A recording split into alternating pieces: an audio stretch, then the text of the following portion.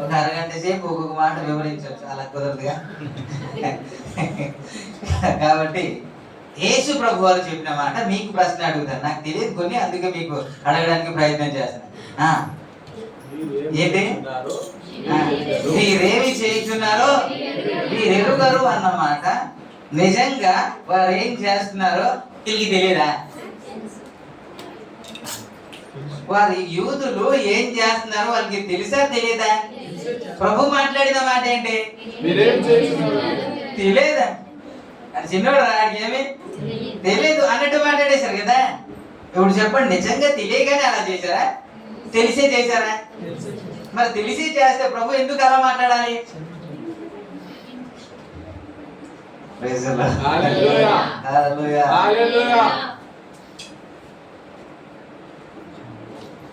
కాబట్టి ప్రభు పలికిన మాటలో యూదులు తెలియక చేయలేదు, తెలియక తెలిసే చేస్తున్నారు కదా.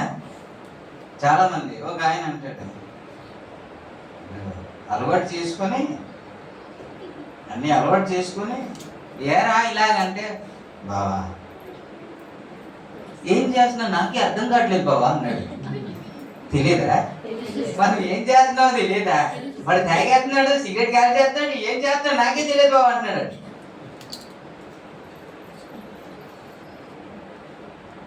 కాబట్టి యూదులు తెలిసే చేస్తారు.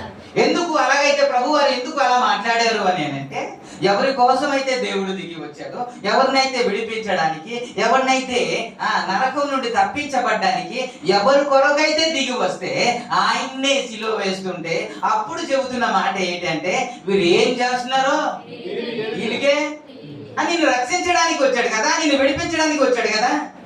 ఆ సమస్య నుంచి, ఇబ్బంది నుంచి, శాపం నుంచి, పాపం నుంచి విడిపించడానికి ఎవరైతే దిగి వచ్చారో ఆయన్నే వీరేం చేసి, నిజానికి చెప్పాలంటే మన కొరకు యేసు రాలేనా?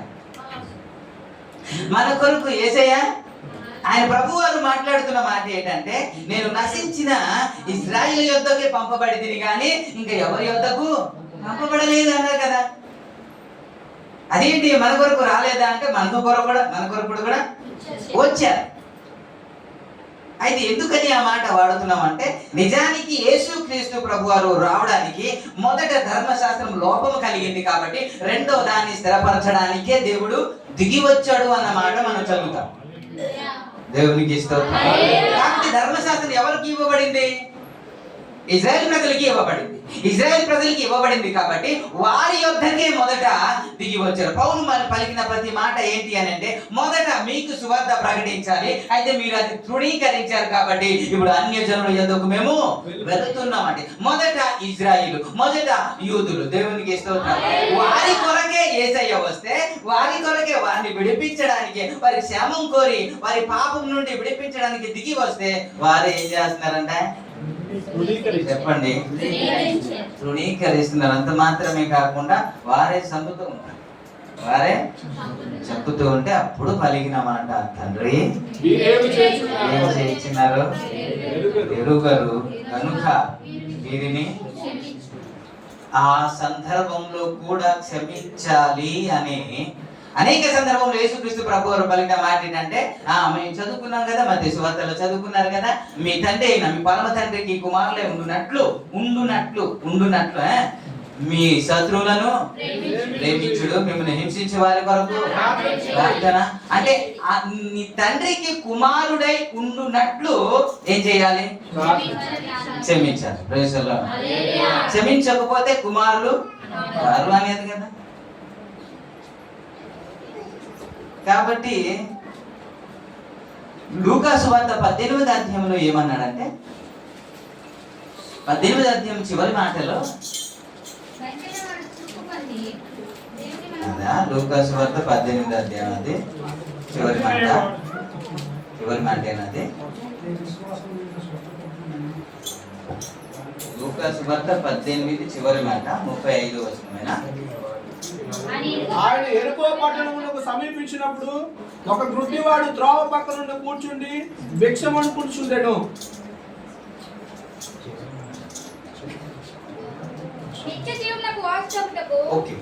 ఒక్క నిమిషం. సారీ, మీలో ప్రతివాడు తన సహోదరుని హృదయపూర్వకముగా క్షమించిన యెడల నా పరలోకపు తండ్రియు ఆ ప్రకారమే నీ ఎడల చేయును. ఎందుకు క్షమించాలి అని అంటే మన పాపమును క్షమించబడాలి అని అంటే మన ఇతరులకు. మీరు ప్రభు నేర్పించిన ప్రార్థన చేస్తారా ఏంటి? తండ్రి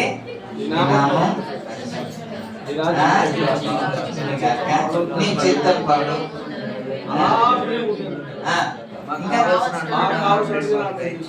మా రుణస్తులను మేము క్షమించిన ప్రకారము మా రుణములను ఒప్పుకుంటున్నారు సుమా మీరు. ఏమని? మేము క్షమించిన ప్రకారం అంటే క్షమించకపోతే నువ్వు క్షమించవద్దని నీ నోటితో ఒప్పుకున్నావు కాబట్టి నీ నోటి మాటను బట్టే దేవుడు చేస్తాడు. అందుకే దేవుడు ప్రతిదానికి లింక్ పెట్టాడు. మనం క్షమిస్తే ఆయన క్షమిస్తాడు, మనం క్షమించకపోతే ఆయన మన క్షమాపణ లేకపోతే. అందుకే 32వ కీర్తనలో ఏమన్నాడు తెలుసా? తన అతిక్రమమునకు పరిహారము నొందినవాడు ధన్యుడు అన్నాడు కదా. తన పాపమునకు ప్రాయశ్చిత్తము నొందినవాడు ధన్యుడు అన్నాడు కదా. పాప క్షమాపణ లేకపోతే పరలోక రాజ్యము లేదు. అందుకే మనం క్షమించబడాలి అంటే మనము క్షమించాలి. ఏ సందర్భంలో? ఇది బ్రతుకున్న సందర్భంలో యేసుక్రీస్తు ప్రభువారు మాట్లాడి, ఇలాంటి సందర్భంలో ఎవరైనా చెప్పేస్తారయ్యా, కానీ క్లిష్టమైన పరిస్థితిలో నిన్ను హింసిస్తుండగా, నిన్ను ఇబ్బంది పెడుతుండగా, నిన్ను శ్రమ పెడుతుండగా ఆ సందర్భంలో క్షమించడం ఎవరి వల్ల కాదయ్యా అని అంటారేమో, చాలా మంది పాయింట్అవుట్ చేస్తారేమో. ఆ సందర్భంలో కూడా క్షమించాలని యేసుక్రీస్తు పలుకుతున్న మాట ఏంటంటే, ఎవరైతే చంపుతున్నారో, ఎవరైతే హింసిస్తున్నారో వారిని చూసి అయ్యా వీరిని రాసిన పత్రిక 2వ అధ్యాయం 5వ వచనం ప్రకారము క్రీస్తు యేసుకు కలిగిన ఈ మనసు మీరును కలిగి ఉండండి.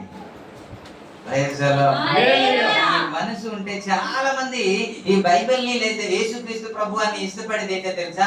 ఆయనలో క్షమాపణ గుణం ఉంది అని, ఆయనలో ప్రేమించే గుణము ఉందండి. క్రైస్తవులు అంటేనే క్షమించడము, క్రైస్తవులు అంటేనే ప్రేమించడం. రెండే క్రైస్తత్వం, ఇంకొకటి లేదు. పగ క్రైస్తత్వంలో లేదు, యేసేలో లేదండి, మనలో ఇంకెందుకు? కాబట్టి ఇది ఉండకూడదు. ఇది ఉంది అని అంటే వాడే దేవునికి ఇస్తారు. కాబట్టి ఎక్కువ వెళ్ళకూడదు సుమా. మళ్ళీ ఇంకో దానికి వెళ్ళిపోతాం. రెండో మాట ఏంటి?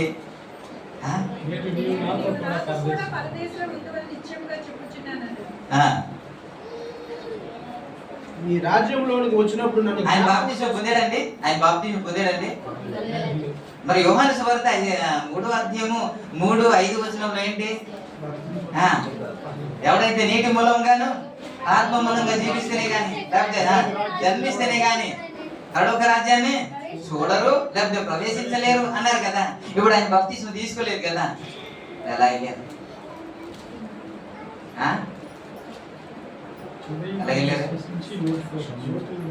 ఎలా వెళ్ళారండి? పశ్చాత్తాపడ్డ వాళ్ళు పశ్చాత్తాపడితే బాప్తిస్మం లేకుండా వెళ్ళిపోవచ్చు.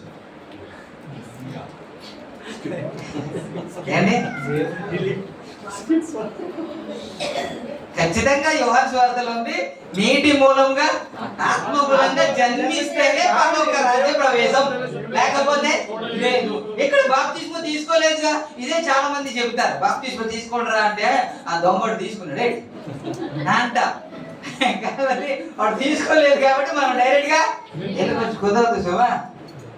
సిలువలో ఉన్నాడు కాబట్టి దిగి రావడానికి ఛాన్స్ లేదు. కాబట్టి మళ్ళీ దిగి వచ్చి బాప్తిస్మం తీసుకుని మళ్ళా సిలువకి ఎక్కి నన్ను కొట్టడం రావడానికి ఛాన్స్ లేదు కదా.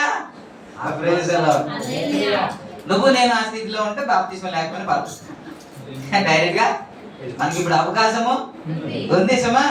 బాప్తిస్మం లేకుండా పరలోక రాజ్యము లేదు. ఎంత ప్రయాస పడినా సరే నీకు ప్రవేశమే లేదు. బాప్తిస్మం తీసుకుంటే వెళ్ళిపోతారా పాపం చేసిన అంటే? కాదు. బాప్తిస్మం అంటే ఏంటంటే బహిరంగ అందరి ముందు నేను యేసే ప్రభు అని ఒప్పుకోవడం. చెప్పిన మాట ఏంటంటే, ఎవరైతే మనుషులు ఎదుట నా నామాన్ని ఒప్పుకుంటారో దేవదూతల ఎదుట వారిని నేను ఒప్పుకొందును అన్నాడు. Praise the lord. మరి ఇక్కడే ఒప్పుకోవడానికి ఇష్టపడకపోతే అక్కడ కూడా ఒప్పుకోవడానికి లాక్కుని వెళ్తూ ఉంటారంట. ఎవరు? దేవదూతలు లాక్కుని వెళ్తారా, ఏమన్నాడురా అని చెప్పాలి కదా. ఆయన చెప్పాలి అని అంటే ఇక్కడ మనము ఒప్పుకోవాలి. దేవునికి ఇష్టం. కాబట్టి ఈ సంవత్సరం అయినా ఎవరైనా సరే బాప్తిస్మం పొందకుండా ఉంటే బాప్తిస్మం పొందుకోవడానికి అవకాశం ఉంది, ఛాన్స్ ఉంది.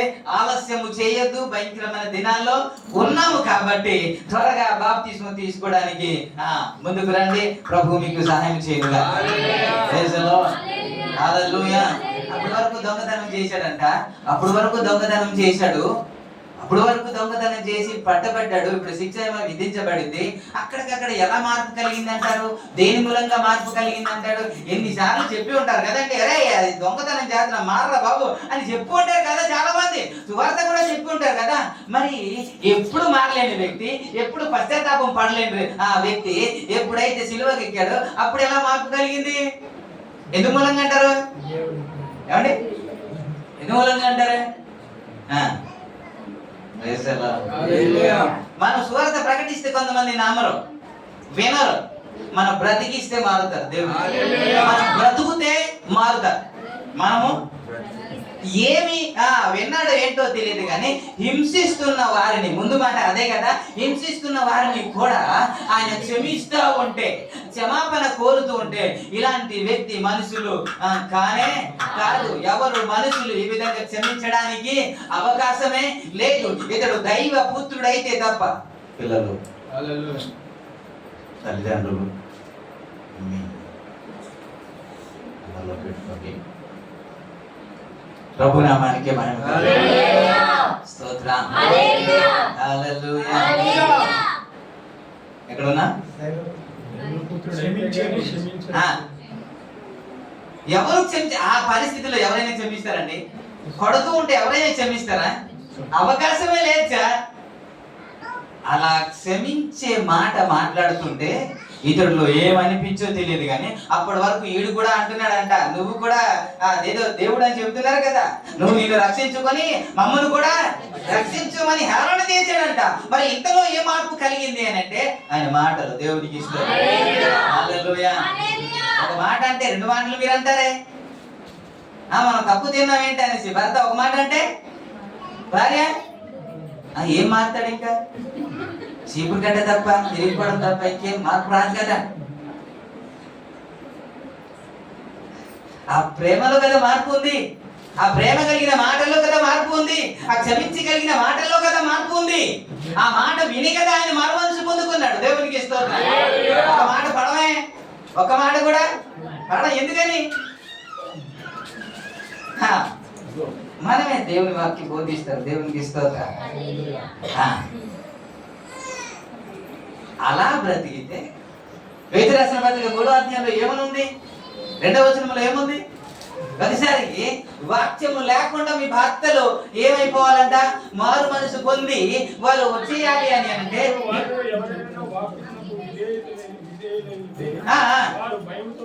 భయంతో కూడిన వాక్యము లేకుండానే వాక్యము లేకుండానే వారిని రాబట్టుకోవచ్చు అని కదా ఉంది. ఎవరు? భార్యల గురించి కదా చెబుతున్నమాట. ఎంత చెప్పినా వినకపోతే ఇంకా చీపురు గట్ట పట్టుకోవడం కాదంట.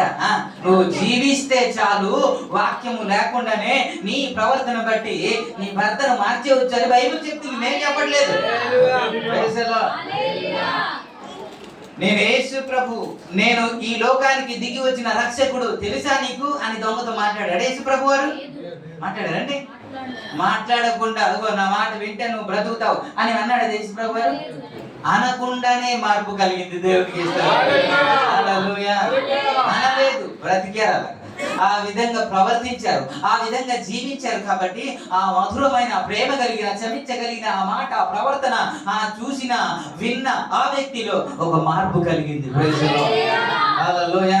ఇతడు దేవుడై ఉంటే తప్ప ఇలా పలకడానికి అవకాశమే లేదు అంటూ అప్పుడు ఏమని ఒప్పుకున్నాడు అంటే, అప్పుడు మాట్లాడుతున్న మాట చదవండి రెండవ మాట.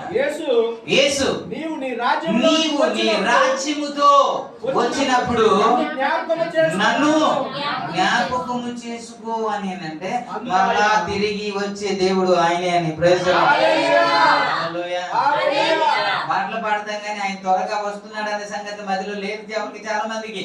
ఇవి ఉంటే మీరు ఖచ్చితంగా ఇలా ఉండరు, మీరు ఇలా ప్రవర్తించరు, ఇలా మాట్లాడరు, మీ స్వభావం మారిపోద్ది. మనం పాడింది అంటే రారాజు వస్తున్నాడు జనులారా, రాజ్యం తెస్తున్నాడు, త్వరపడి వేగమే రండి ప్రియులారా, ప్రభుని చేరగరండి, వస్తానన్న యేసురాజు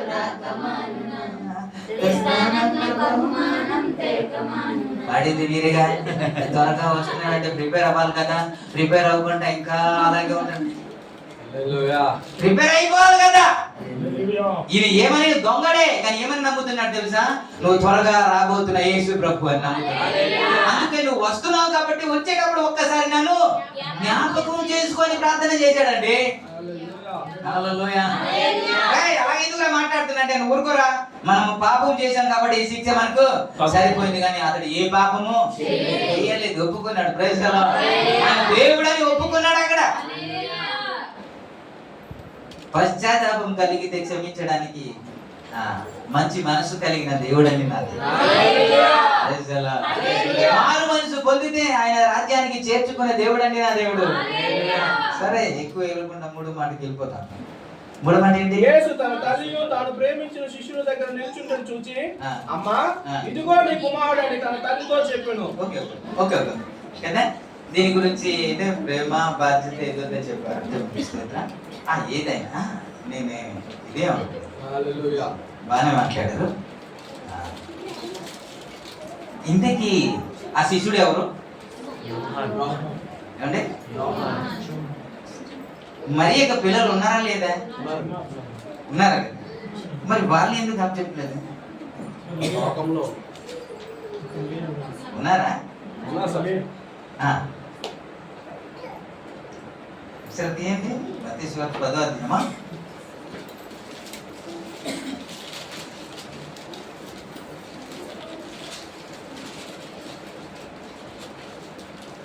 పదమూడవ అధ్యాయం 4:55. అందువలన వారు ఆశ్చర్యపడి ఈ జ్ఞానమును ఈ అద్భుతములను ఇతనికి ఎక్కడి నుండి వచ్చినని, ఇతడు వడ్లవాడి కుమారుడు కాడా, ఇతని తల్లి పేరు మరియ కాదా, యాకోబు యోసేపు సీమోను యూదాను వారు ఇతని సోదరులు కారా, ఇతని సోదరీమణులందరూ మనతోనే ఉన్నారు కారా, ఇతనికి ఈ కార్యక్రమాలన్నింటి ఎక్కడ? యేసు ప్రభు పుట్టిన తర్వాత, అంటే వివాహం కాకముందే యేసు ప్రభు వారు పుట్టారు. వివాహం అయిన తర్వాత మిగతా వారు కూడా పుట్టారు. కాబట్టి యేసు ప్రభుకి సహోదరులు ఉన్నారు, సహోదరి కూడా ఉన్నారు. ఈ బాధ్యత ఎవరు తీసుకోవాలి అని అంటే వీళ్ళే తీసుకోవాలి. కానీ యేసు ప్రభు అప్పగిస్తుంది ఎవరికంటే శిష్యుడైన యోహాన్ని అప్పగించాడు. Praise the lord. వారు యేసు ప్రభు చనిపోయే వరకు యేసు ప్రభుని అంగీకరించలేదు, నిజ దేవుడుగా అంగీకరించలేదు. యాకోబు పత్రిక రాసింది యాకోబు కాదు, యాకోబు శిష్యుడైన యాకోబు కాదు. యాకోబు రాసిన పత్రికలో దాసుడైన అన్నమాట. యాకోబు పత్రిక 1వ అధ్యాయం 1వ వచనంలో ఏమని ఉంటదంటే, దేవుని యొక్క ప్రభువైన యేసుక్రీస్తు యొక్క దాసుడైన యాకోబు అన్య దేశములో యందు యేసుక్రీస్తు యొక్క దాసుడైన అన్నమాట ఉంటది. అదే పేతురు రాసిన పత్రిక 1వ అధ్యాయంలోనే యేసుక్రీస్తు అపోస్తుడైన పేతురు అన్నమాట ఉంటది. యేసుక్రీస్తు అపోస్తుడైన పేతురు. కాబట్టి యాకోబు నేను అపోస్తులుడు అని ఒప్పుకోలేదు. ఆయన అపోస్తులు అని ఒప్పుకోలేదు. ఆయన అపోస్తులు కాదు. ఆయన ఎవరు అనేది అంటే యేసుక్రీస్తు సహోదరుడు. యాకోబు ఏం చేయబడ్డాడంటే అపోస్తుల కార్యం 12వ అధ్యాయంలోనే చంపబడ్డాడు. అపోస్తుల కార్యం 12వ అధ్యాయంలోనే 2వ వచనంలో దాదాపు అదే సహోదరుడైన యాకోబును ఖడ్గముతో చంపెను. ఓకే చంపివేయబడ్డాడు. Praise the lord. హల్లెలూయా. యేసుక్రీస్తు చనిపోయిన తర్వాత వీరు మారు మనసు పొందారు, ప్రభువుని అంగీకరించారు, ఆయన్ని వెంబడించారు. అంతవరకు మనలో ఒక్కడు అనుకున్నాము, మన తమ్ముడు అనుకున్నాం, మన సహోదరుడు అనుకున్నా కానీ ఆయన దేవుడు అని అప్పుడు అంగీకరించారు. కాబట్టి వారు మనసు లేని వారిని అప్పగిస్తే వారు సరిగ్గా చూడరు. కాబట్టి మారు మనసు పొంది ఆత్మీయంగా జీవిస్తున్న శిష్యుణ్ణి దేవుడు అప్పగించారు. బైబిల్ చెబుతుంది 12వ ఏట వరకు యోసేపు మనకు కనబడతాడు. 12 సంవత్సరాల తర్వాత, యేసుక్రీస్తు ప్రభుకి 12 సంవత్సరాల తర్వాత ఇంకా యోసేపు మనకి చరిత్రలో కనబడ్డు, బైబిల్లో కనబడ్డు. చరిత్రకారులు ఏమంటారు అని అంటే అప్పటికే యోసేపు చనిపోయి ఉండొచ్చు అని మాట ప్రస్తావిస్తారు. కాబట్టి ఆ బాధ్యత శిష్యుడిని అప్పగించాడు. Praise the lord. చాలా మంది అంటారు నీ తల్లిని తండ్రిని సన్మానించు అన్నమాట నిజమే. నీ తల్లిని తండ్రిని ద్వేషిస్తేనే తప్ప అన్నమాట కొన్ని సందర్భంలో ఉంటది. ఈయన చెప్పిన మాట ఏంటి, ఈయన ద్వేషించమంటాడేంటి అని, నాకంటే ఎవరిని ప్రేమించవద్దు, నీ తల్లినైనను నా తండ్రినైనను అంటాడు. ఇది ఏంటి అన్న మాట మధులు మాట్లాడుతూ ఉంటారు. కాబట్టి ఆ సందర్భం వేరు, ఈ సందర్భము వేరు. నిజానికి ఒక సందర్భంలో నీ తల్లియు నీ సహోదరులు వచ్చి ఉన్నారు అని బయట వేచి ఉన్నారు అని అంటే ఎవరయ్యా, ఎవరు నాకు తల్లి, ఎవరు నాకు సహోదరులు అన్నారు. ఆ మాటను బట్టి కూడా తల్లిని గౌరవించలేదు అని కూడా వీళ్ళు మాట్లాడుతూ ఉంటారు. ఆ సందర్భం ఏంటి అనేది వారికి తెలియదు. ఎందుకని యేసు ప్రభు వారు మాట్లాడనేది వీళ్ళకి తెలియదు. మరి అలాగే కానీ తల్లిని దూషిస్తే శిలువలో ఉండేటప్పుడు తల్లి బాధ్యత తీసుకుని ఒకరిని అప్పగించే అవకాశమే లేదు కదా. దేవునికి ఇష్టం. పిల్లలారా జ్ఞాపకం చేసుకోండి, మిమ్మల్ని కని పెంచిన తల్లిదండ్రుల్ని ఎప్పుడు మర్చిపోకూడదు సుమా, మర్చిపోకూడదు. ఖచ్చితంగా మీ బాధ్యత నెరవేర్చుకోవాలి. ఎందుకని మీరు కూడా తల్లిదండ్రులు అవుతారు. మనం ఏం చేస్తే ఏది విత్తితే అదే పంట. మీరు తిడితే ఖచ్చితంగా తిడతారు, మీరు బాగా చూస్తే ఖచ్చితంగా బాగా చూస్తారు. కాబట్టి తల్లిదండ్రులకి లోబడి ఉండాలి. తల్లిదండ్రులకి బాధ్యత ఖచ్చితంగా తీసుకోవాలి. క్రైస్తవుల పిల్లలు అందరు లాంటి వారు కాదు అనేటట్టు మనం ప్రవర్తించాలి. హల్లెలూయా. అన్యులు వారి మాట వినరు. ఎవరి మాట? పిల్లల మాట, తల్లిదండ్రుల మాట వినరు. క్రైస్తవులు ఏం చేయాలి? వినాలి. వినాలి ఖచ్చితంగా. వారు వ్యతిరేకిస్తారు, వారికి తెలియదు కాబట్టి, వాక్యం ఏంటో వారికి తెలియదు కాబట్టి తల్లిదండ్రులు వ్యతిరేకిస్తారు. తల్లిదండ్రులు లోబడితే దీవెన ఉందండి. విశ్వాస పత్రిక 6వ అధ్యాయంలో అదే చూసుకున్నారు కదా. నీకు మేలు కలుగునట్లు అన్నమాట ఉంటది కదా. నీ మేలు కలుగునట్లు నీ తల్లిని తండ్రిని సన్మానించు అని. ఒకవేళ సన్మానించకపోతే కలగదు. అదే దేవునికి ఇష్టం. ప్రతి దానికి దేవుడు లింక్ పెడతాడండి. ఆశీర్వాదంతో కూడినటువంటి ఆజ్ఞలు ఉంటాయి. అలా పాటిస్తే దేవుని ఆజ్ఞ, ఆ దేవుని ఆశీర్వాదం మన మీదకి వస్తుంది. నేను ఖచ్చితంగా చెప్పగలను, తల్లిదండ్రులకు ధిక్కరించి ఆశీర్వాదం పొందుకున్నారంటే ఏ చరిత్రలోనే లేదు. ఎవరైతే లోబడ్డారో వారు ఆశీర్వదించబడ్డారని. యోసేపు యాకోబుకు లోబడ్డాడంట, ఉన్నత స్థాయిలో ఉన్నారు. ఈ మిగతా 10 మంది ఉన్నారే, ఆ తండ్రి ఏడుస్తున్నా సరే వీళ్ళు ఏడుపు లేదు. తండ్రి ఆ బట్టలు చింపుకొని ఏడుస్తూ ఉంటే వీరు నవ్వుతూ ఉన్నారు. తండ్రి ఏడుస్తూ ఉంటే తల్లిదండ్రులకి ఏడుపు రాకూడదా? బాధపడకూడదా? నీ కన్నీ పెంచిన తల్లిదండ్రులు ఏడిస్తే నీకు సంతోషమా? వారి కన్నీళ్ళు నీకు ఆశీర్వాదం కారణం కాదు సుమా. వారు ఏడిస్తే నీకు దీవెన రాదు. నీ మూలంగా వారు సంతోషించాలి. హల్లెలూయా. నీకు కని పెంచినందుకు ఆ సంతోషం ఒకటే మిగిలిస్తే చాలండి. మీరు ఏమీ ఇవ్వక్కర్లేదు. ఆ సంతోషాన్ని మిగిలిస్తే చాలు. ఎస్తేరు మొర్దెకైకి లోబడి రాణి అయినప్పటికీ కూడా లోబడి జీవిస్తుంది అంట. దేవుడు అందుకే హెచ్చించాడు. చరిత్రలో నిలబెట్టాడండి. రాయబడిన మాట, ఆ రాణి అవ్వక ముందు మొర్దెకైకి ఎలాగైతే లోబడుతుందో రాణి అయిన తర్వాత కూడా మొర్దెకై మాట జబదాటలేదండి. చరిత్రలో చూడండి. అందుకే 127 సంస్థానంలో రాణి అయిందండి. లోబడితే ఆశీర్వాదం, సన్మానిస్తే ఆశీర్వాదం.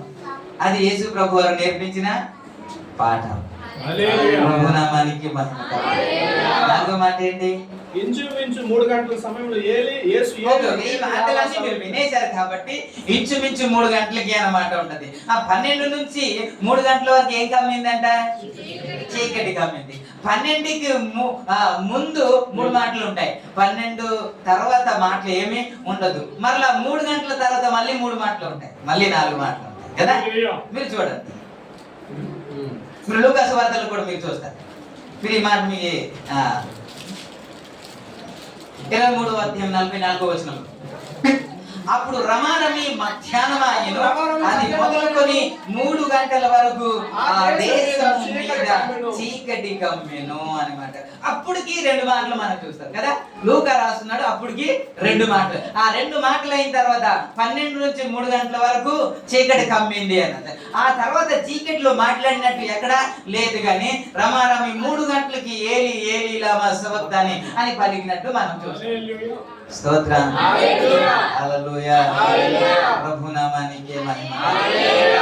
దీని గురించి చాలా సేపు 10 నిమిషాలు ఇచ్చారు, కానీ 20 నిమిషాలు. ఓకే, ఇంకా టైం ఇంకా చెప్తారేమో, కానీ టైం లేదని ఆపేసారు. మంచిగా ప్రిపేర్ అయ్యారు. ప్రభు మీకు సహాయం చేయను కాక, రాబోయే దినాల్లో ఇప్పుడు వాడుకున్నాడు కాక. నిజానికి ఈ మాటలో మనకి ఏమర్థం అవుతుంది అని అంటే, యేసు ప్రభు వారు ఆయన చెప్పడానికి వెళ్తున్నారు, మళ్ళీ వెళ్ళిపోతున్నారు. అంటే ఈయనే విజయరాజు గారే చెప్పడానికి వెళ్తున్నారు, మళ్ళీ సైడ్ అయిపోతున్నారు. ఇది చెప్తారేమో అని నేను చూస్తున్నాను.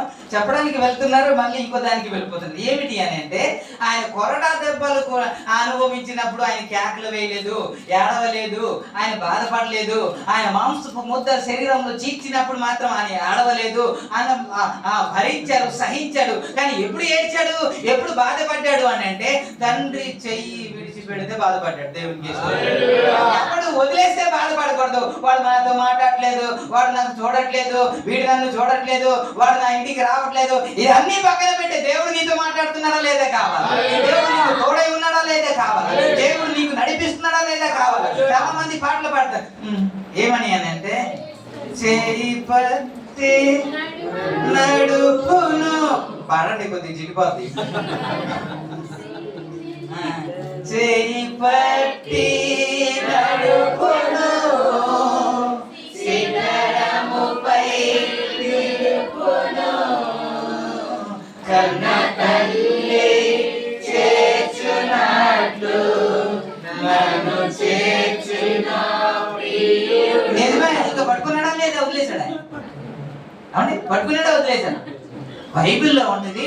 ఎన్నిసార్లు చెప్పినా సంసోను జాగ్రత్త సుమా, నువ్వు అక్కడికి వెళ్ళకూడదు, వారితో సహవాసం చేయకూడదు, నువ్వు అక్కడికి వెళితే నీకు ప్రమాదము అని చెప్పినప్పుడు కూడా అక్కడికే వెళ్ళాడంట. తన రహస్యాలన్నీ చెప్పేశాడంట. చెప్పేసిన తర్వాత ఇప్పుడు గుండు గీసేసిన తర్వాత ఇప్పుడు పిలుస్తుంది. ఏమని పిలుస్తుంది అంటే, సంసోను ఫిలిష్తీయులు నీ మీదకి వచ్చి పడుతున్నారు అని చెప్పగానే అతడు యథావిధిగా లేచి ఇలా వెళ్ళిపోదాం అనుకున్నాడు, కానీ అతడు యెహోవా ఎడబాసినని అతడికి తెలియలేదు అన్న మాట ఉంటది. దేవుడు తోడై ఉంటే ఎక్కడికి వెళ్ళినా సరే విజయము. దేవుడు తోడై ఉంటే ఏదైనా సాధించగలిగాడు, ఎవరైనా సరే యుద్ధం చేయగలిగాడు, ఎవరైనా సరే గెలవగలిగాడు. ఇప్పుడు దేవుడే విడిచిపెట్టేస్తే ఇప్పుడు ఏం చేయలేకపోతున్నాడు. పిల్లోడు వచ్చి కూడా కొట్టేస్తున్నాడు, అంతవరకు బలం ఉంది, ఇప్పుడు ఏమీ చేయలేని పరిస్థితి. దేవునికి కాబట్టి ఇవన్నీ జరిగినప్పుడు కష్టాల్లో, నష్టంలో, ఇబ్బందులో దేంట్లో ఆయన బాధపడలేదు, కానీ తండ్రి అయిన దేవుడు చెయ్యి వదిలేస్తే ఆయన విలవిలలాడిపోతున్నాడు. అయ్యా, ఏదైనా నేను తట్టుకోగలను, కానీ నీ చెయ్యి వదిలేస్తే నేను తట్టుకోలేను అంట. నిర్గమకాండ 33వ అధ్యాయంలో మీరు ఎలాగా చదువుకుంటే అక్కడ వ్రాయబడిన మాట ఏంటంటే, దేవుడు కోపగించి నేను మీతో రాను, నా దూతలను మీకు ముందుగా పంపిస్తాను. నేను వచ్చాననుకో నేను ఏం చేస్తానో నాకే తెలియదు. కాబట్టి నేను మామూలుగా నా భాషలో మాట్లాడుతున్నాను. కాబట్టి నా దూతలు పంపిస్తాను, మీరు వెళ్ళండి అంటే ఆయన మాట్లాడుతున్న మాట 17వ వచనం అనుకుంటాను. యెహోవా నీవు చెప్పిన మాట చొప్పున చేసేదను. ఒకసారి నిర్గమకాండ 33 15వ వచనం. మోసే నీ సన్నిధి రాని ఎడల ఇక్కడ నుండి మమ్మల్ని తోడుకొని పోకు అంటారు. అంటే ఈయన ద్వారా కదండి దేవుడు ఎర్ర సముద్రంలో చీల్చాడండి, ఆకాశంలో చీల్చి మన్నను కురిపించాడు కదండి, బండను చీల్చి ఆ నీరుని ప్రవహింపజేశాడు కదా. ఇంత అద్భుత కాలం ఈయన ద్వారా జరిగిన తర్వాత ఏంటి నేను వెళ్ళిపోగలను అని వెళ్ళకుండా ఇప్పుడు నువ్వు రాకపోతే మేము ఇచ్చి కూడా కదలేమయ్యా, నీ తోడు లేకుండా మేమేమి చేయలేమయ్యా అని అంటున్నాడు. ఆయన తోడు ఉంటే ఏం చేయగలను తెలిసిన వ్యక్తి మోసే అంటే. మనుషులు వదిలేస్తే ఏడు చేస్తున్నారు కానీ దేవుడు వదిలేస్తే ఇంకా ఏడుపే లేదు. దేవుడే చేయి వదిలేస్తే పాట మాత్రం పదే పాడతాను. నడిపిస్తాడు ఆయన ఎప్పుడో వదిలేసి ఉంటాడు. ఆయన వదిలేస్తే ఆయన వెళ్ళిపోయి ఉంటే ఈయన మాత్రం చేయి పట్టి వెన్ను తట్టి. నిజమే. మన దేని గురించి బాధపడాలా? అదే ఈ 4వ మాటకి మనం దేని గురించి బాధపడాలంటే ఆయన వదిలేస్తే బాధపడాలండి. 10 అడుగుల హైట్ ఉన్నాడు ఆజానుబాహుడు. ఆయన్ని చూస్తేనే ఇంకా చెప్పాలంటే భయం వేస్తుంది. ఎవరు ముందుకెళ్ళిన పరిస్థితిలో జయము జయము జయము అంటున్నారు కానీ ఎవరు ముందుకు రావట్లేదు. అలాంటి పరిస్థితుల్లో చిన్న బాలుడు వచ్చాడంట, నేను అన్ని కొడతాను అంటున్నాడు. అరే దేన్ని చూసిరా నువ్వు అన్ని కొడతాను అంటున్నావు అంటే నాకు తెలిసి నేను ఆయన గుడెత్తానని ముందుకు వెళ్ళిపోతున్నాడు. ఆయన అడుగుతుంటే ఆయన చెబుతున్న మాట, నేను వెళ్తున్నాను కానీ నా కండబలం చూసి కాదు, యెహోవా నాకు తోడై ఉన్నాడు కాబట్టి ఆ యుద్ధము చేసింది నేను కాదు. అరే ఇంత ధైర్యం ఎక్కడ అంటే ఆయన నా పక్కన ఉన్నాడు కాబట్టి, ఆయన నా కుడి పక్షాన ఉన్నాడు కాబట్టి నేను కదల్చబడను అన్నమాట ఉంటుంది కదా. కాబట్టి ఆయన వదిలేస్తే బాధపడాలి. ఎవరు వదిలేస్తే? యేసు ప్రభు వారు చేసింది ఇన్ని శ్రమల్లో కూడా ఒక్క మాట కూడా మాట్లాడలేదు కానీ ఆ చెయ్యి వీడు వదిలేస్తే ఆయన తట్టుకోలేకపోయాడు. ఈ దావీదే కదా 23వ కీర్తనలో మాట్లాడుతున్నాడు. గాఢపు లోయలో నేను సంచరించినాను, ఏ అపాయమునకు నేను భయపడను. అంటే మరణపు ఛాయలో నేను వెళ్ళినప్పటికి కూడా, అంటే కొల ప్రాణంలో నువ్వు కొట్టుకుంటూ రేపు మాకు చస్తావురా అని డాక్టర్లు చెప్పినా కూడా నేను భయపడను. ఎందుకంటే నీవు నాకు తోడై ఉంది.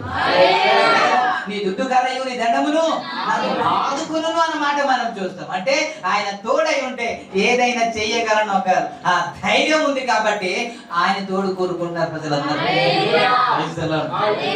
మనం ఎవరు కోరుకుంటున్నారంటే వీడు మాట్లాడాలా, ఆడు నాకు తోడు ఉండాలా, దేవుడు తోడు లేకపోయినా. ఎక్కువ వివరణ లేకుండా మళ్ళీ వెళ్ళిపోతాం.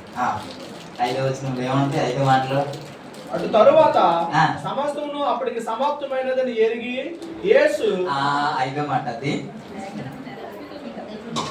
5వ మాట అదేనా? కంగారు అయిపోయాడు. అదే కదా.